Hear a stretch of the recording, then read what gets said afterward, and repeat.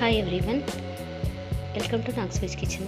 ఈరోజు నేను మీకు ఈ వీడియోలో మెంతి కూర టమాటాని చూపించబోతున్నాను. మెంతి కూర టమాటా చేదు లేకుండా చాలా బాగుంటుంది. ముందుగా మనం మెంతి కూర టమాటా కోసం మెంతి కూరను 4-5 సార్లు శుభ్రంగా వాష్ చేసుకోవాలి. మట్టి లేకుండా మనం శుభ్రంగా వాష్ చేసుకొని ఉంచుకోవాలి. ఈ విధంగా కడుక్కున్న మెంతి కూరని మనం సన్నగా కట్ చేసుకోవాలి. ఈ మెంతి కూర ఆకులను సన్నగా కట్ చేసుకోవాలి.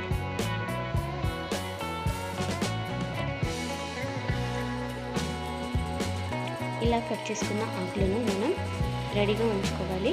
ఇప్పుడు వీటిని మనం ఒక పక్కకు పెట్టేసుకొని మనం స్టవ్ మీద గిన్నెను పెట్టుకోవాలి. ఇప్పుడు స్టవ్ మీద ఒక గిన్నెను పెట్టుకొని అందులో 2 టేబుల్ స్పూన్ల ఆయిల్ని వేసుకోవాలి.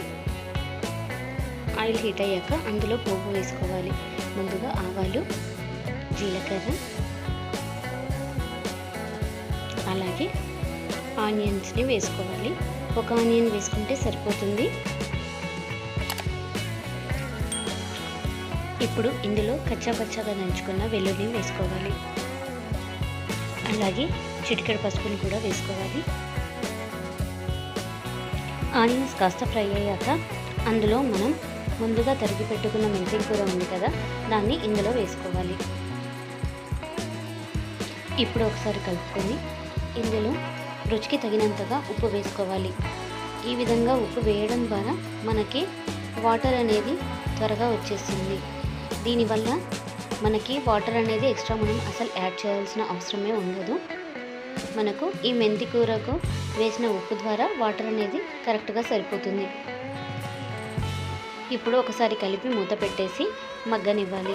మెంతి కూర కాస్త ఫ్రై అయిన తర్వాత అందులో టమాటాలను యాడ్ చేసుకోవాలి. సన్నగా తరుగుకున్న 2 టమాటాలను యాడ్ చేసుకోవాలి. టమాటాలను వేసుకున్న తర్వాత ఒకసారి కలిపి మూత పెట్టేసి మరొక 5 నిమిషాలు మగ్గనివ్వాలి. మెంతి కూర టమాటా కూడా బాగా ఉడికిన తర్వాత అందులో రుచికి తగినంతగా కారంని యాడ్ చేసుకోవాలి. ఇప్పుడు ఇందులోనే కాస్త చక్కెరని యాడ్ చేసుకోవాలి. చిటికెడు షుగర్ని యాడ్ చేసుకోవడం ద్వారా మనకి చేదు అనేది లేకుండా ఉంటుంది. ఇప్పుడు ఈ రెండింటిని వేసుకున్న తర్వాత ఒకసారి బాగా కలిపేసి మూత పెట్టేసి ఒక 5 నిమిషాలు ఉంచుకుంటే సరిపోతుంది. మనకు మెంతి కూర టమాటా అనేది రెడీ అయిపోతుంది.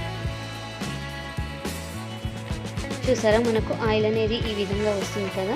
ఈ స్టేజ్లో మనం ధనియా పౌడర్ని వేసుకొని ఒక 2 మినిట్స్ ఉంచుకొని స్టవ్ ఆఫ్ చేసుకొని దీన్ని సర్వింగ్ బౌల్లోకి తీసుకుంటే ఎంతో టేస్టీగా ఉండే మెంతి కూర టమాటా అనేది రెడీ అయిపోతుంది. చివరిలో కాస్త కొత్తిమీరని యాడ్ చేసుకోండి.